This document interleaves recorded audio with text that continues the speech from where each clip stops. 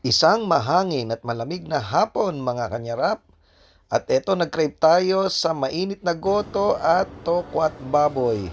Hello mga kanyarap, this is Kabatuts at samahan nyo ako, tikman natin ang goto at tokwat baboy dito sa Tapsi ni Bibian sa may Hill Fernando sa Marikina.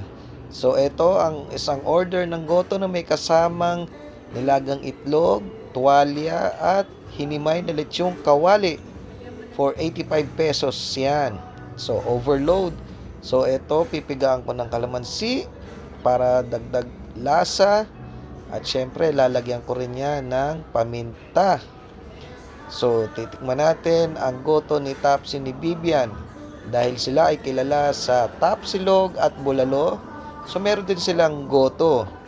So ayan, nilagyan na natin ng paminta at atin ang titikman ang kanilang mainit na goto. So eto, hinalo ko na, no? Titikman na natin. Hinipan. Tinikman. Oops, hindi siya ganun kainit. Pero, nyarap ba?